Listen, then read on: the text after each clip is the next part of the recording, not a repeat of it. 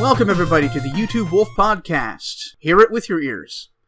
My name's Jonathan. You might know me as Great Canadian Guy on YouTube. Joining me this week is our guest, Rob from Bonus Stage Heroes. Hello! Jess from PortHaven.com. Hello! We've got Nikita from... Hi! Yeah, hi. Nikita also... I'm going to do that again. Nikita from Hi. Nikita, also, or Sergeant Curry Pants on YouTube. Hi. Alright, so we're off to a rollicking good start. So let's start with you, Rob. How was your week? My week was good. I had a pretty rocky start at work, and then kind of everything slowed down in the last couple days. I've been able to catch up on a couple people's in the pack, their content, which is nice. Been playing the hell out of Super Mario Odyssey. Oh man, that game is so good. I've heard it's super good.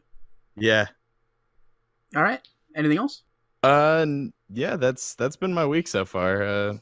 Cool. Odyssey and more Odyssey. So how was your week, Jess? My week was good. Keeping up. I actually just today finished the Star Wars book I've been reading. I think I've talked about it the last 2 weeks I've been on here, where it's the collection of 40 short stories. I finished 39 and 40 today, and tomorrow video 40 goes up. Oh, hell yeah. It's very exciting. So I'm at this kind of transitional period where I've had these 3 big things going on the channel, where I was doing a Let's Play, which I've finished. I was doing this 40 days project, which is done. And then I've been behind on Star Wars Rebels content. I've been trying to get caught up on that. But after this upcoming Monday, which might not mean anything to anybody when they listen to this, Rebels is taking a 2-month break, 3-month break. So I'm gonna go from being overloaded with all this news stuff and then trying to fit in other fun things to just nothing but The Last Jedi to work on, which I'm really excited about. I mean, I've liked the other things I've been working on, but it's just kind of nice to have it open up, and now I can make stuff on a whim, as opposed to I got to get this announcement video out. I've been basically using your 40 days of Star Wars as a calendar, and I can't believe it's already over, because that means that almost a month and a half has passed. I'm like, my God. I know, it has felt like forever, but also it's just dang, it's been over a month. Speaking of new Star Wars movies, it's not something that is on the rundown, but they announced 3 new Star Wars movies and a TV show, so that's pretty exciting in my world too. Yeah, they're doing a live-action TV show, right? Yes, on Disney Netflix, which won't be called Disney Netflix, but Detflix. Decom Digital Extras, or whatever it used to be called. Detflix.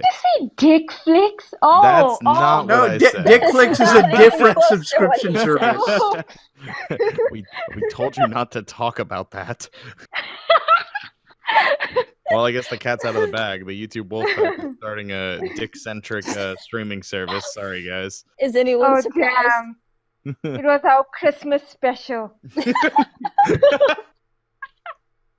Yeah, our Christmas special, Deez nuts roasting over an open fire. So for myself, had a sort of a on and off couple of weeks. My power supply unit's crapping out, so that's stressful. But luckily I was able to get a replacement, and that's in the mail right now. Hell yeah. Not being able to stream because of that, so I've gotten caught up on a lot of wrestling, so that's been kind of nice. Nice. You a wrestling fan? Yeah. Long time? Started in the 90s, took a sabbatical from 04 to 2010. Damn, nice. Yeah.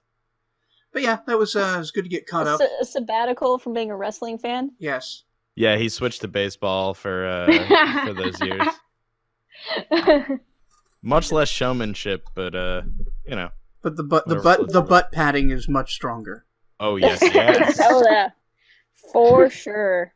Mm-hmm. So other than that, just I had to get back into doing recorded videos, which is a bit of a change of pace back to the way things used to be before I got into streaming so heavily, which hasn't been so bad actually. It's been kind of rewarding. I was getting burned out doing that, I think, all the time. Mm-hmm. Now going back to it, it doesn't seem so bad, and I'm a lot better at it than I thought I was, because it's coming out a lot smoother now. So that feels good. Yeah, it's good. I am That's, excited to get back online next week, though. Holy shit. Oh, hell That's yeah. cool. Well, it's an entirely different feeling playing to an audience. Like, it's almost intoxicating. Like, it's a lot of fun. Yeah, And it's just a lot more, like, the energy is just, it's great. absolutely. So, into the news? What about Sarge's week? Oh, I'm so sorry I skipped you, Nikita. Oh, damn, John. God damn, it's cold. I feel so loved. So, how about you, Nikita? How was your week?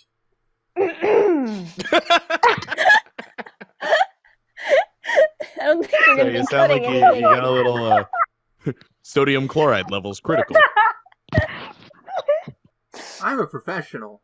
Well, my week's been pretty weird because started off with the cat that I thought was really fat being pregnant. Oh, surprise. Surprise. So my mom was wrong. She totally told me that I kept feeding the cat too much, and then we just hear this kitten in the yard, and I'm like, dang, I gotta take my cat to Planned Parenthood, sort that out. Oh my gosh. You know, I thought I raised that cat with models, but clearly she's going around painting the town red. But anyway, Oof. and besides that, I've been finishing off South Park and Assassin's Creed Origins. I'm in the middle-ish zone with it, and my procrastinating self is so happy that my exams are, so I get to play more games and hopefully discipline my fat cat. and, oh, and we've been working on the YTWP Twitter page, which has been so fun. Man, that blew up today. yeah, Holy same shit. cloth. It exploded. I was waiting for like some very important notifications. Like I had sent messages to like famous people today, And you got them. and I got 200 notifications about whatever a hashtag FF is, and I just opened Twitter and I was like, "What is going It's on?" Follow Fridays. I wouldn't know because Sergeant Curry Pants didn't put me in it. Oh, You know, I was getting to the second part of that. No, there's a judgy banana. look, Yeah. you have 280 characters now to include Yeah, people. you have no excuse. You see, some of you guys have really long names. Yeah, I bet Did you it guys must see have been Justin nice. Bieber like Dr. Dallas? Must have been nice. Yeah, poor Dr. Dallas. Oh man, wasn't I real, super just- misread something Dr. Dallas said there. Holy shit. Dude, I saw the notifications pop up. I was watching Fiona stream and I just see a cozy game, and then I don't know what you guys are talking about. Okay, Retro Princess from the other group that we're sort of playing around with. Our rival group. Yeah, the rival group. The rival group that I'm not even sure knows there are rivals. Nope. She was talking about her like sick pajamas and how cozy they were, and Dr. Dallas was like, "Oh yeah, you should pull out my power jams when I get home." And he said, "I'm gonna show you the cozy game when we get out of this van because he's been on a trip all day." Yeah. Mhm. What I read Ooh, was, That's a Uh-huh. lie. "I'm going to show you the cozy game where you get into this van." And I didn't know how to process that. I know you're a comedian, Dr. Dallas. I don't think they know you're joking. God damn it, Dallas, you're not supposed to flirt with the opposition. Your idea of flirting is so strange, Nikita. They must do things a little differently in South Africa. Like, yeah, she just we can cruises drive up up next and to them. get Hello, in get in. Hello. You see, we drive up with a van and we just say, get in the van, I got food. In Africa, it's rare to have food and a vehicle, so we just take it. Jesus Christ, that was the wrong time to take a sip. That's super dark. Holy shit. Jeez. You know, the most controversial stuff in this podcast is always from Sarge. Oh, yeah. Oh, hell yeah. Let them know I'm African. They don't know much yet. Or what kind of That was African I am. menacing. They don't know much yet, but they will. When I lay waste to their civilization with my van and food. Little did you know Yes, that the I surprise twist is know I'm Bart not is actually the villain in Black Panther. Ooh. Man, I am so psyched for that movie. I Dude. am so psyched. Did you see the character posters that went out? Yeah. No, I didn't see Oh. those, but I saw the most recent trailer. I've probably watched more than any Marvel trailer since, I'm gonna say, Civil War. Like, Yeah. I have been so excited. The look of the fucking villain, his suit materializing out of his skin, is like the coolest shot to me. Like, I think, Right. oh, so excited. Like, I'm not even I'm super into the Marvel Cinematic Universe at this point, but this one's got my attention. Oh, It The looks so actor good. I playing got to Black see- Panther seems to really fucking get it, too. oh, he's Yeah. great. Yeah, no, he's great. He's and great and great looking. What more could you want? Hell yeah. And Oh, I'm excited for my girl Michonne from The Walking Dead to be in that movie too. Mhm. Oh, I'm I love her. so She's the there's best part of that show right now. two Star Wars alum in it. We got Forrest Whitaker and Lupita Nyong'o. Oh, yeah, Forrest Whitaker is in that. Mm-hmm. Yeah, cool. Mm-hmm. I know where my Star Wars alum go. Once you come into the Star Wars, then I will Yeah, follow once you're you. into keep the tabs fold, on you you. can never truly leave. You never yeah. leave. You can check out at any time, but you can never That's leave. why she's the hotel Jedi Port scholar. Time for the news. Haven. Less amusing, Telltale Studios laid off 90 employees, roughly 25% of its workforce. Yeah, today I learned they had 400 employees. 360. Today I learned that John read more than I did. He And, like, he rounds more specifically than I do. my initial reaction was, what the fuck? Like, everything is falling apart. Telltale is dying. Oh my god. But then I remembered they're probably just laying off a lot of like contract people. Like, Yeah. maybe they're not working on as many games at the same time, because they had like They 2014, I think there boomed. were 2, and then like 2016 there were 4 or 5. Yeah, and And a studio of now less it's- than 400 isn't exactly a big studio in the grand scheme of things. Oh yeah, well this size I would expect from somebody like Activision or like EA or like Yeah. Bethesda maybe. Like, Mhm. So yeah, it appears to be a reaction, at least from what I could gather, to poor sales of the last few titles. Interestingly, the Life of Strange sequel has already sold their last 3 games. wait, the Life is Strange sequel is Telltale? No, but it's a competitor. It's the same style. Well, yeah, it's the same stuff. Yeah, I knew it was a different Yeah. studio than the original Life is Strange. I didn't know what studio it was off the top of my head. I don't either. It's Hmm. not Don't Nod, it's a different one, but apparently Don't Nod was heavily involved.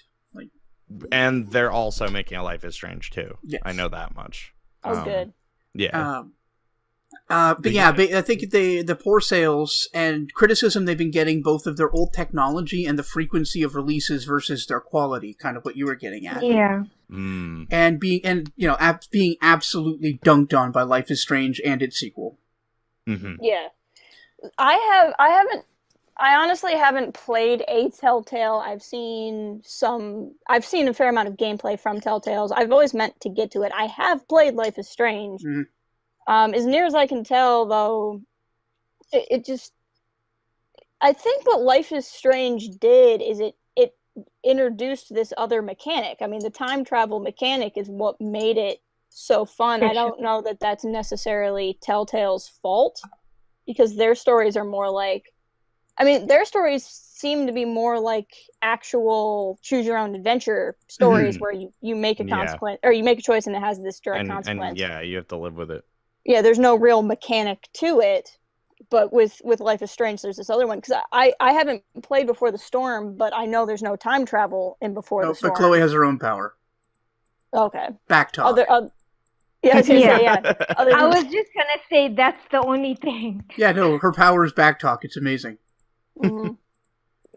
But so I'd be kind of curious to see how Before the Storm... I mean, I think to the extent that it's outselling, it's probably just because of the popularity of Life is Strange. I don't know if that's a testament to its when you become a yet. loyal fan, you'll keep buying because of the. I mean, I certainly want to buy it. I'm just waiting for it all to come out at once. I'm not doing this like play a chapter and then wait forever thing. Oh yeah, it feels bad. I did the first 2 and now I'm just like I'm in that position right now. Yeah. No, I was like that with the Walking Dead one the first time around, like the first season of the Walking Dead Telltale game. And then I was just like, I can't wait episode by episode. It's like waiting for the show. Like I just can't. So but yeah, like I can attest to the quality not being as gripping as maybe the Walking Dead season 1. Like Walking Dead season 1, like the entire 5th episode of that, I was in tears. Yeah, it was no, just it's like soul-wrenching. It was so good. And like I don't know what it was about the second season. It didn't hook me as quickly, and like maybe I wasn't as invested. I don't know. But you know, because it was Telltale, I bought the Batman and the Guardians of the Galaxy one, and I got through like episode 1 of Batman, and it's I don't know. Batman improved dramatically by the end. Does it? Yeah. Okay. Yeah, and Guardians I just haven't even touched yet. And so it's like maybe they grabbed too many IPs at once. That's I think exactly what they did. Quality dwindled, and now it's like, well, we don't need 360 people working on this anymore.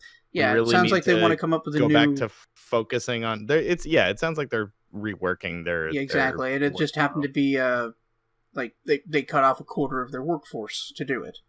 Which sucks, but it's probably for the best for that company. Sure.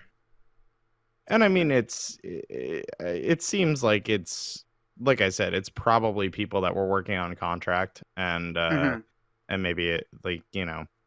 Now they just have to work on another game. Like it seems like it's fairly industry standard. It's just a wild number. Like, yeah, it's a big one. Huge. And it's surprising because everybody expects Telltale to be this like juggernaut. All right. So the next story. Video game voice actors have finished striking after reaching and ratifying a deal with major publishers. Ooh. So, speaking of Before the Storm. Yeah. This is the reason Chloe doesn't sound right. Oh, different voice actor because of the strike. But I mean, chosen and coached by the original voice actors. Oh well, that's good. Yeah. Apparently, this was the longest running strike for voice actors in U.S. history, or something like that. Actors, I think. Like for this actors. has been a while. Yeah, from like October last year, October, November, sometime. Yeah, it's been a long ass strike. But, I mean, it's a good testament to the power of unions. They managed to reach a nice little compromise. Yeah. Yeah, apparently they got most of the demands met. But not all of it, but a reasonable amount. But yeah, they basically they raised the ceiling for, like, this is the minimum you could pay a voice actor now. Yeah, I mean, voice actors go through a lot of stress. Like, it's crazy because they have to do, like, a crying scene over and over and over again. It's a lot of vocal stress that people don't realize, especially companies like Disney. They keep on making you do the perfect take again and again. So they actually go through a lot. So I think this was well deserved for them. Sure. Well, and the difference with video games too is that you got to think about all of the, like, not only within cutscenes, because I originally am just thinking in terms of cutscenes, but then you think about, like, I think about fighting games, and like I think back to stories of, like, you know, with Dragon Ball Z and the anime, like people passing out from transformation sequences because they're screaming for like a minute straight. But you think about all the stuff that, like, the fighting scenes in video games, and like all the grunts and screams and death noises, like it's and games with branching storylines that have like 30 possible voice lines for one section. Yes. Have you guys seen, there's a video on YouTube, I can't remember if it's just been released online or if it might have been uploaded behind the scenes footage from the game, but from BioShock Infinite, the character, or the actress who voiced Elizabeth, there's this bit where it was a very emotional scene, and to get there, she had the actor who played Booker straight up just scream at her. Like, he's yelling at her, swearing at her, and she asked him to do this. This isn't something that was put upon her unwillingly, but she like needed to basically be verbally abused to get to this place where she could make the emotions for this character in this one scene. It's brutal to watch, but it was fascinating to watch. Yeah, no, I'm gonna check that out. That sounds incredible. I'll try to find it for you guys. So yeah, good for them. Yeah, for sure. Yeah, well deserved. It's easy to get taken advantage of in the industry, and hell yes. Oh yeah. Yeah, absolutely. I mean, especially voice actors. Yeah, I used to work in film, and Jess does work in film, and it's like even that, like it's very easy if you don't have a union behind you, if you don't have. Oh yeah. I'm part of a Facebook group called the Deadbeat Producers, where literally people that have worked for shitty producers post like kind of like Glassdoor reviews, and it's like, this is what this person does, like this is what, that's crazy, because like it's so easy to get taken advantage of, because you get sold this like you need to make it in the industry, you gotta put in your time, like it's gotta put it in your butt. Yeah, well, with this speaking of news, all the Hollywood stuff going on right now, it's not far off. Hell, Louis C.K. No. I'm at least he heartbroken. apologized. That doesn't make it okay, but it makes it better. He's handled it better than anyone so far, but I'm going to need 5 years of doing better before I'm willing to listen to anything he does again. I am so disappointed in him. I just can't. Oh, yeah. No, see, my heart was broken by Kevin Spacey. Yeah, I mean, he was one of the I guess you can't take it away. He is a premier actor. He's just also a rapist. Absolutely. Yeah. And his excuse was pathetic. He handled it dude, so that bad. excuse, I'm gay now. He's the first one that like has had a scandal so bad that like I don't want to watch him. Like there are people, and I'm ashamed to admit this, but a lot of the times will separate, and I don't know if this will make it in because it's a little embarrassing. It's easier for me to separate the artist from their art. You have to compartmentalize to an extent. Well, but unfortunately, you're still supporting them, and so I don't feel that much guilt supporting them, despite the horrible things they'll do. Right. Like, but him, it's like, you were such a douche about it, and you had such a shit, and you like, you fucking used you used coming out as this. Right. One of the scariest things some people ever do, and he's just like trying to leverage it to get out of trouble. Wendy Williams fainting. It was the most fake thing I've ever seen in my life. Yeah, it's anyway. Yeah, I agree. Ugh is exactly the right sound. Yeah. What I just wish Netflix would realize is that the only people who are still watching House of Cards don't give a crap about Frank Underwood anyway, and they don't need to cancel the show because the real star is still there, and that's Claire Underwood. Yeah, canceling the shows, it feels weird to me, because you're essentially punishing all of these people who work on it for the actions of one asshole. Yeah, and many of those people are the victims, so you are punishing the victims and making them lose their job so that you can also punish the other person. I never thought about that. That's a good point. Mm-hmm. I never even realized. Yeah. Gee. Like you're taking away like 80 jobs for the mistake of like one. Yeah. Damn. Yeah, and like I said, I am watching the show. I'm a huge House of Cards fan, but it's for Claire Underwood. Like she's a terrible person, but I love Claire Underwood. Oh yeah, no, heels are the best though. I love heels. Yeah. So so I'm upset because where that show ended in its most recent season, it was literally the point that anybody who's still with the show, because a lot of people left in season 3, but anybody who is still an avid fan of that show wanted the moment that was the end of this past season, which I won't say, but now to know that I'm not going to get like that payoff because of it is just really upsetting to me. And I don't know. I think it's absurd to think that Claire couldn't carry the show. I would have just killed his character off or put someone else. Honestly, I would have went for. There you go. Oh, you can eat. Oh, where the show is right now, you could easily kill Frank off. And I would give him the most embarrassing death. Yeah, you hire a stunt double, shoot him from behind, and just give him a really horrible death. Yeah, I like that. Yeah. I mean, this is the show that killed off a main character in like the first 15 minutes of the second season, so it wouldn't be unheard of. All right, so the next story. Sonic Forces released. It's kind of a mess and oddly had 0 day one reviews. Oh yeah, that was interesting. There's nothing more reassuring than when there's no review copies sent out, the game is delayed, and just they're already talking about a day one patch before the reviews really hit. Just you can smell the Sonic game release in the air. It's a beautiful Christmassy smell. Gotta go fast. God, and like, it's just, I don't know if you've read any of these reviews, but they're bad. They're funny because it's like, it's almost like a game.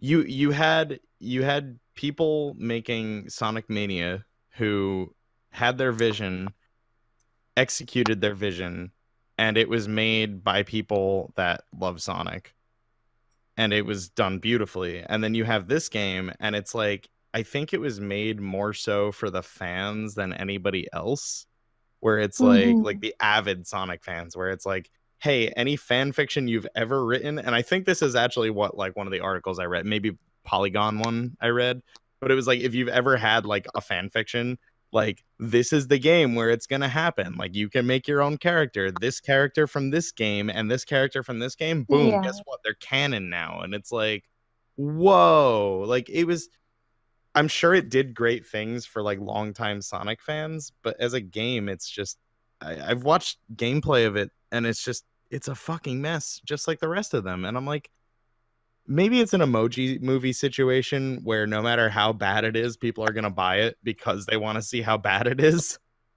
Like Sausage Party. Yeah. I don't remember what show it is, but I saw a show that was being marketed as like, from the makers of Sausage Party, and I was like, do you really want to put that there? We don't have to talk about it. And Who gave the green light to that stupid thing? Dude, I don't know why Rotten Tomatoes rated it like 98% or something. I was, how is that movie so good? Certified fresh. Yeah. These dick jokes are certified fresh. Yeah. Apparently Sonic was crashing. The day one patch fixed. The game would crash on Steam, I think, after like the second or third level. Yeah, a lot of Windows PC versions had the most. And it's just, it's like, you knew that if you already had a day one patch planned, you knew that problem was there. Why do you keep releasing unfinished games? They totally knew. They totally knew, because apparently Sega didn't want to release review because they knew there was going to be a problem, and all the reviews were going to be really, really shitty. Right. Did they just fire their QA team? No, publishers don't give a shit. Yeah, well, yeah, I know, but like, it's just, oh, God. And one of the reviews on Steam even said, you know what, it looks like nobody even bothered to test this game like ever, because I'm just like 1 or 2 missions in and the whole thing is stuttering. It's so bad. And then someone said it plays okay if you play using Steam's offline mode, and who wants to do that, honestly? Why would that seriously affect the game's performance? I'm not even People sure. were trying to find like that their sounds like own a bug. fixes. Yeah. It is so bad. And then when they made the patch, it didn't even resolve like a quarter of the issues that they had with the game, which was so bad. Well, it was a lot of stability issues other than just the crashing. Like, it's just performance suffers on every other console that it's on besides PC. Like, it's just, it's the same old fucking song and dance, which is like, when Sonic Mania came out, it was almost too good to be true. It was like, wow, they pumped out a good game because it was a passion project. That's what it was. Like, and it's just, ugh. The only exciting thing about it is, well, to play as Shadow, or that I don't even know if it's going to work out properly. Play as lame Vegeta. That's the exciting part. Lame Vegeta, it's so true. Oh, God. God, that's depressing, isn't it? Lame Vegeta. So upsetting. Vegeta. I was so excited when they introduced Silver into Sonic 06 because I was like, oh my god, it's like Trunks. And then I remembered, wait, this is just shitty Dragon Ball Z with hedgehogs. Never mind. Why am I excited about This this? is just Dragon Ball cross Sonic fanfiction. Oh gosh. Jeez. All right. So, news from BlizzCon. I saw an announcement of a whole buttload of video game tie-in novels, and I know this appeals to Jess. I was very interested in this specifically because one of the novels, I believe it's called Before the Storm, it's being written by Christy Golden. Christy Golden is also an avid Star Wars author, which is how I know about her. She also wrote the tie-in novel to Battlefront 2 called Inferno Squad, and it's phenomenal. And I was just kind of curious with you guys, if with all the games you play, how have you guys ever read the tie-in materials or like game novelizations or anything like that? No, I have not. Not of any Blizzard IPs because I've never been like huge into Blizzard. Like I really just played WoW for like a hot second, and I really like Overwatch. And Hearthstone. I like Hearthstone. But I started to read, what the hell was it? I read the novelization of the first Assassin's Creed game. Okay. And I was working through 2 and Brotherhood when I don't know, that was like back in the Kindle days. Like I don't even know where that thing is. Oh yeah, I still have my copy of that. They were good. Yeah. I enjoyed them because I think that they did a better job of tying in, like, as they started to tie in Altair's story into Revelations a little bit, and so they, being aware of that, they paid more attention to it in the Altair novel. And so they expanded on his character a little bit, but I'm sorry, I'm going on about this, and we're talking about Blizzard. This is the topic. Yeah, it's just video tie-in novels. BlizzCon is kind of what prompted it. Right, I just needed a news story. We can talk about this at length. It's fine. Yeah. Okay, no worries. I'm sorry. It's only my second podcast ever. You're doing great, sweetie. You're doing great. Oh, thanks, Dad. We're all really proud of you. But yeah, have you found that like the video game tie-in novels that you've read, did they enhance your enjoyment of the games themselves? Yeah, I have never been a fan of the first Assassin's Creed game, personally. That's interesting, because it's the only one I liked. And I felt more connected to the Ezio character just because I feel like they spent a lot more time on him. I think Ezio was a putz. I know, and that's why I liked him. I liked that he wasn't this, like, super, like, Altair's a badass. Like, there's no way around it. But he was cocky. He was the perfect superhero, Altair. Oh, for sure. But he was cocky, and his whole journey was about being humbled and whatnot. But the game was I think it was the gameplay mainly that was so rinse and repeat that it kind of, I wasn't interested in his story. And then when I read the novel, I was like, man, he is such a great character. Like, they really dive into his psyche a lot more in the novels, from what I remember. And so, yeah, I would say it enhanced my enjoyment of the game. I read a novelization of the original Force Unleashed game. It's written, I think, by Sean Williams, and it was really good.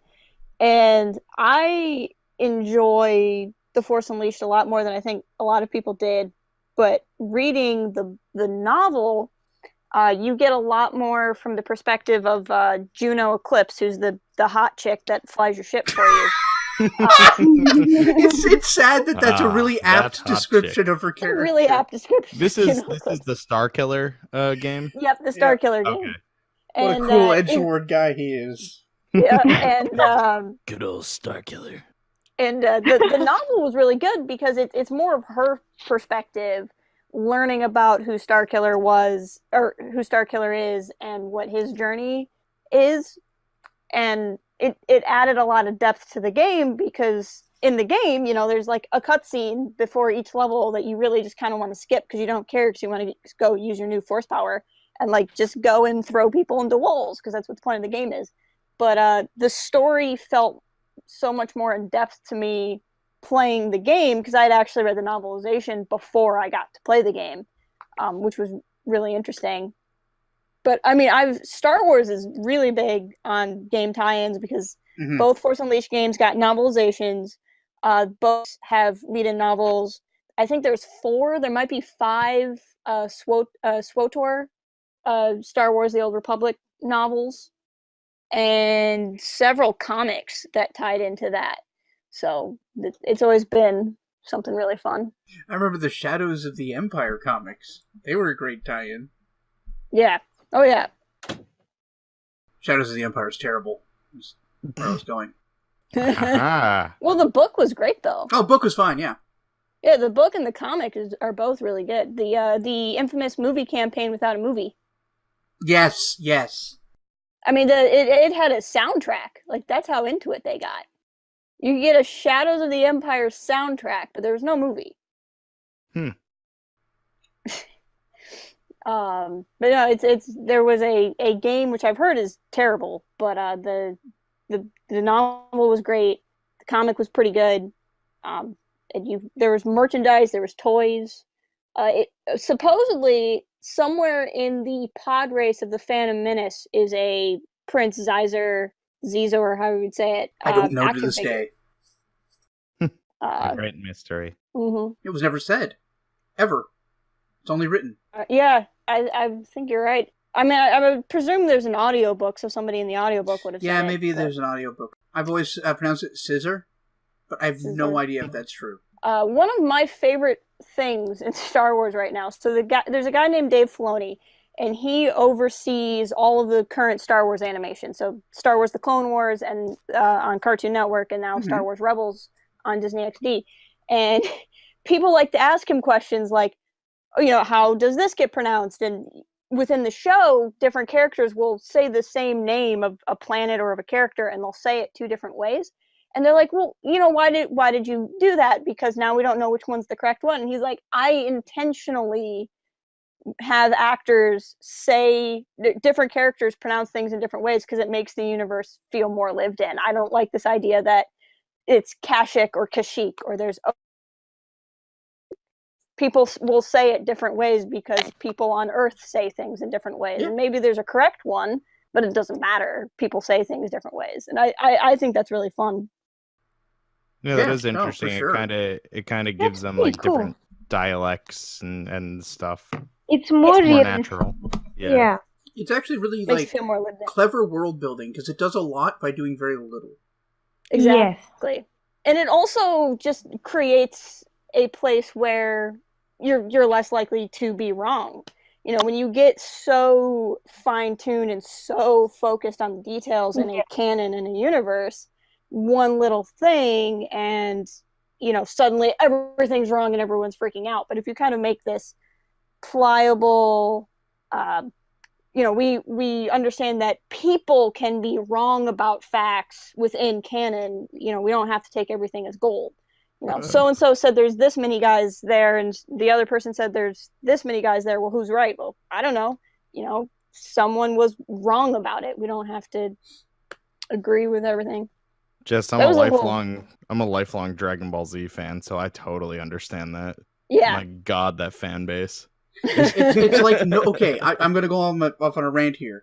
Yeah. It's as though nobody realized that the theme of the first 2 seasons is that power levels are fake. They don't matter. People are still freaking out. Like literally to as recently as 2 episodes of Super ago. No, I'm sorry, 1 episode of Super ago, where it's like this character is fighting Goku in one form, and it's like, oh yeah, that's cool, it makes sense. And then this other form happens, and it's like, how is that one stacking up to this form? Nobody realizes that it's bullshit. Like, it's like, just enjoy the fighting. Like, whatever. Not even that, but part of the whole thing was you can't quantify ability that specifically, and that like even if Frieza gives off 1 million whatever powers, his battle power is 1 million. Nothing. Yeah, he doesn't know how to fight, and that's actually addressed in one of the movies. Because he never trained. He's just naturally the strongest thing in the universe. Oh, yeah, absolutely. Yeah, the Resurrection F. Yeah, God, that was so good, by the way. Dude,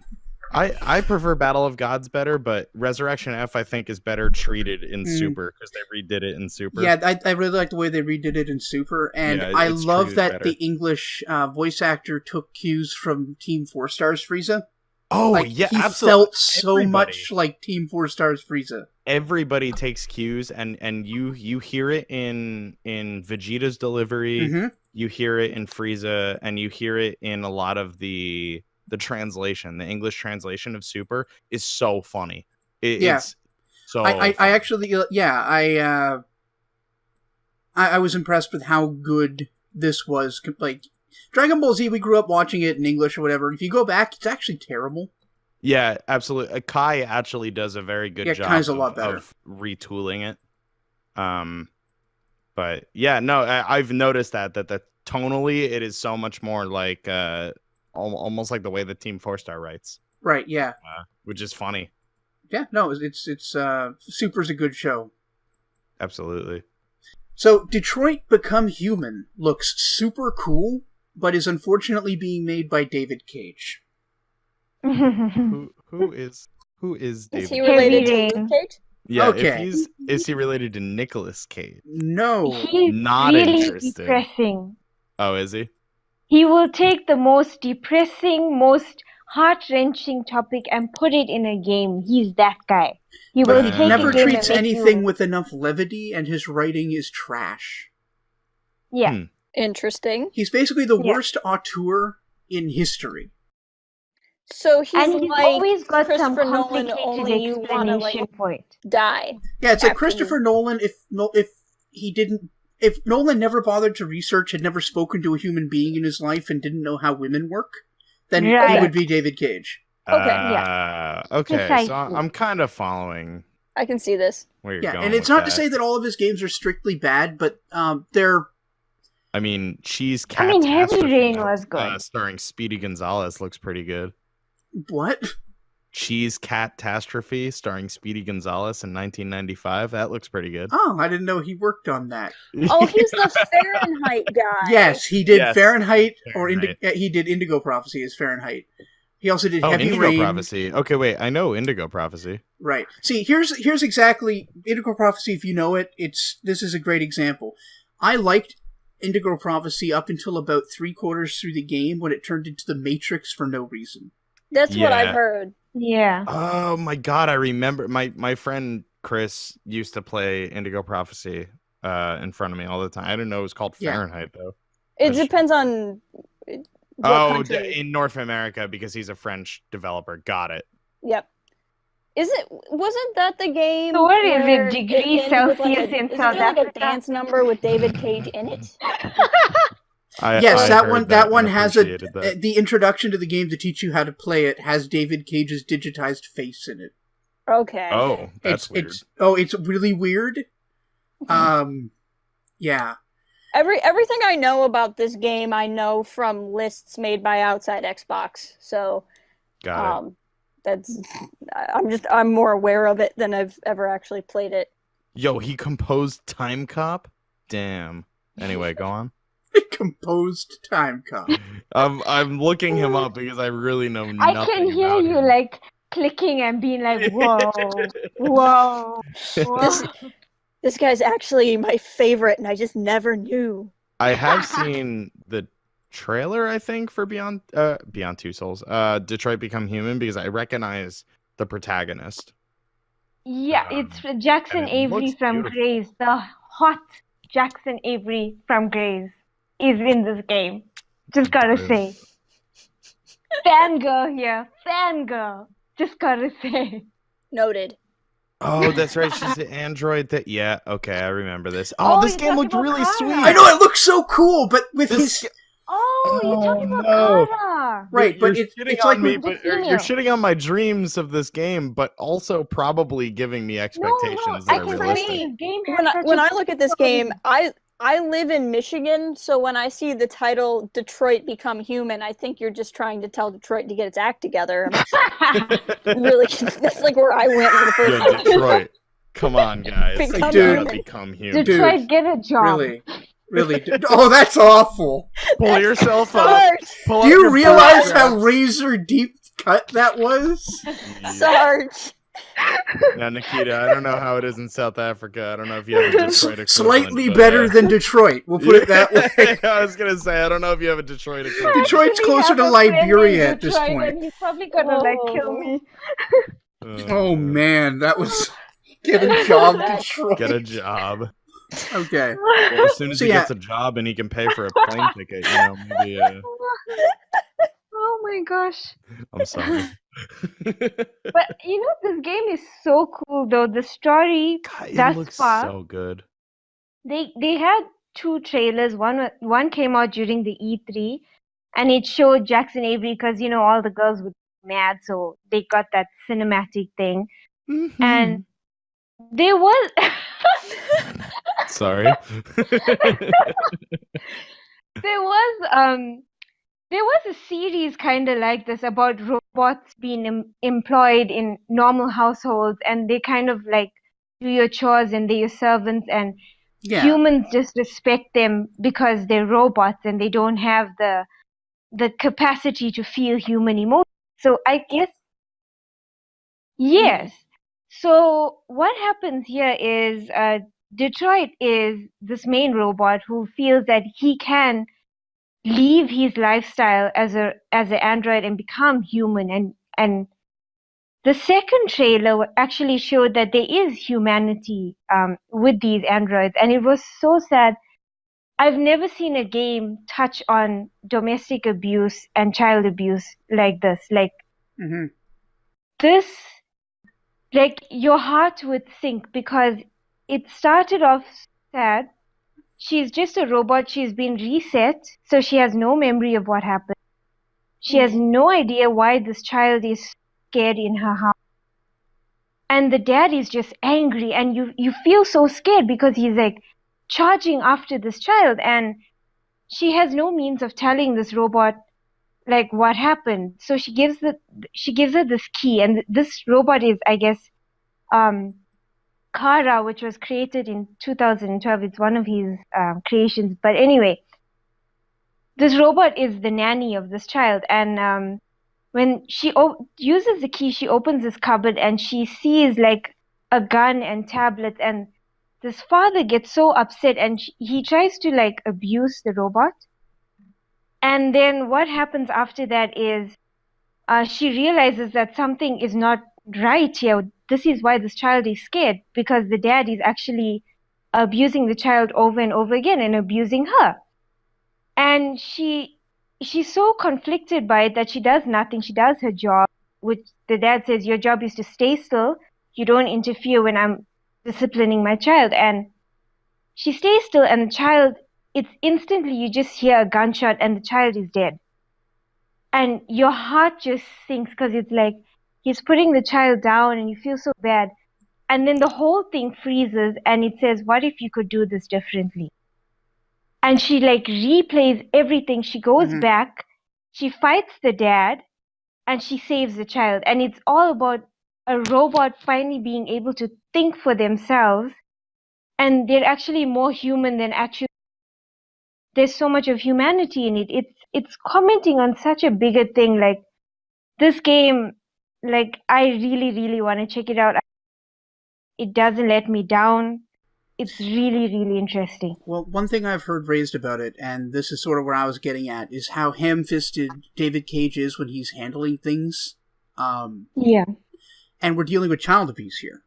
And from one child abuse survivor, as they explained it, that setting it up as a choices matter type game can create the illusion that there are correct choices that can be made to resolve a situation like child abuse, when that's actually not true, and a horrible misrepresentation of what these survivors go through. I think that I see what you're saying, and I don't mean to diminish your experience because obviously I don't know what that is like. I would argue though that it brings the gravity of just like how terrible and just toxic that is, and it kind of forces you to look at it in a way that other games might not and other media might not. Because games don't usually show it. I do see what you're saying about oh, there's like a, if I hit A here and hit B here or whatever, it's magically saved. Well, it's more like if I make this decision and that decision, then I don't get Yeah. beaten, and that sort of puts the impetus on the victim as opposed to the abuser. It almost, yeah, exactly. Okay, yeah, I could see that. I get that as well, but in the trailer, like how it's done, like there was no choice because in order to save the child, she had to kill the dad. So it was like there's no positive outcome in this scenario. But I hope he keeps it realistic like that and doesn't make it seem like it can be a fairy tale. Well, some hope for people who really want it. Like, I want this to be good too, and this is the same feeling I get every time I see a Quantic Dream game, which is his company. Like, oh, that looks great. Crap, it's David Cage. Yeah. See, there have been changes to the advertising that imply somebody is in his ear giving him advice now, and that's never been done before. There was, I'm trying to find the ad actually. He's the writer and director. Ooh, that's dangerous. It's funny the way he answers questions though. Like when he was hit with the backlash about writing about abuse in a game, he responded with, "I didn't choose to write about abuse, but you're the writer." Of course he chose. No, he's a pretentious jerk like Peter Molyneux. Like, that's his personality. What I like about it, though, is that, I mean, to use gaming as a platform to educate us about abuse, how incredible could that be, though? That people absolutely. Can get the only worry is miseducating people about abuse. Yes. Teaching it them has to be lessons. done properly. That's the thing. But I mean, by that logic, is GTA educating people on how to steal a car and beat up a hooker? Well, they don't teach you the particulars of how to do that and get away with it. Like, that's a really, like, facile comparison, man. I don't think that a robot fighting a dad and killing a dad is telling people how to deal with abuse. No, and we're not saying that that's what the trailer showed, but people who survived abuse are saying, I'm worried that this is going to present it through the lens of other Quantic Dream games where choices can be conveyed to... that you can avoid these things when that isn't the reality of it at all. And his history indicates that he's just dumb enough to do that. Mm-hmm. Okay. And yeah, here's the thing. I actually found it. I'm sorry, I just want to... Oh, go for it. Yeah. The original ad had a poster or something. It said, "She works hard so you don't have to," was one of the ads for the robots. Mm-hmm. And people were like, that's super ham-fisted and on the nose. Like, that's just slavery we're talking about. And then future versions of that poster had, "They work hard so you don't have to," which is a small but important difference and not something we're used to seeing from David Cage. Mm-hmm. So that's an indication that maybe he's actually consulting people who might know what they're doing. So I do have a little hope for this one based on that small detail. But I feel like it might also be grasping. Well, no, I feel that that's important, though, because it's not just a story told about this one robot or female robots in general. It's supposed to be androids in general. Yeah, apparently you're going to go through more than one character, but that's pretty standard for a Quantic Dream game. Mm-hmm. So yeah, actually super excited because I really love sort of futurism and cyberpunk, although this won't be cyberpunks per se. I really like the whole, like, futurism concept, the integration of robots into daily life and sort of human interactions with machines. I think that's super fascinating. So our last story, turns out Overwatch nearly had a cat with a jetpack as one of its heroes. Damn, I would have loved that. Right? Dude, I want to be Rocket Cat-coon. Cat-coon.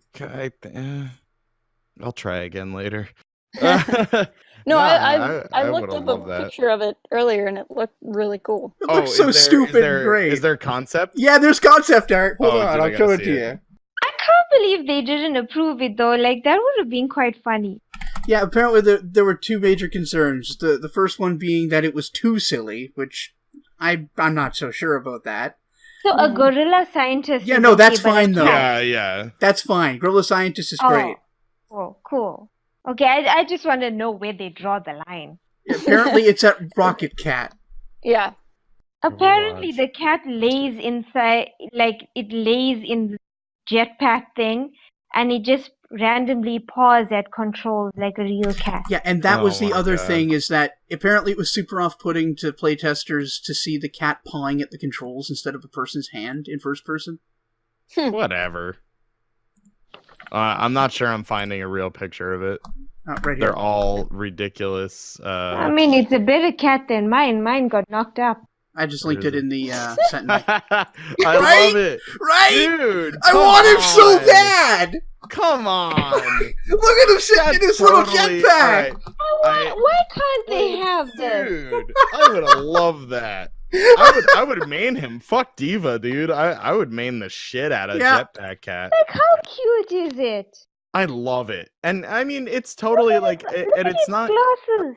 it's not any more ridiculous, you're right, than like a sentient, self-aware, intelligent gorilla. No. Like, everything in Overwatch is based in science. Yeah. And so they could easily make that work. Well, the guy... Oh, look at his chubby belly. I know! I really like the one On so the right. like yeah, not I mean on the right doesn't mean for those of you listening, there's Oh, one of a sorry. cat like laying back in this like mechanical lazy boy. And it's just it looks like Jabba the Hutt in cat form. Yes. Yeah, it's pretty great. Guys, that's legit how I'm sitting right now. Jetpack Nikita. Oh man, I mean on the couch. Just sitting there with your big belly, just... Like just sitting there, put a bag of chips on my belly, like I imagine Sergeant Curry Pants as Gremlin Diva. Yeah, that's probably not far off. But yeah, the my game gosh. director for Overwatch, Jeff Kaplan, actually gave a potential backstory for it. I would love to hear do that. tell. Yeah. He commented that he could have been... he said, quote, "I've been thinking Torbjorn has a particularly interesting cat, and who knows what stuff Torbjorn has lying around." So that was apparently like maybe what they were gonna go with. He's Torbjorn's robot cat. I love it. So yeah, that's unfortunate. That sounds like it would have been a lot of fun. I just I'm my God, hoping that if It's there's a good enough picture. if there's enough like outcry for it. I mean, we got World of Warcraft vanilla servers, so maybe we'll get Jetpack Cat. Who's to Hashtag say? Jetpack Cat. Hashtag Jetpack Cat. At the real Jetpack Cat. At the real Jetpack Cat. At the real Jetpack Cat. Verify Do him, it. damn it! Verify him. That's so good. Oh man. Alright, that's a show, people. Oh, I'm so sorry for Yeah. keeping you up this late.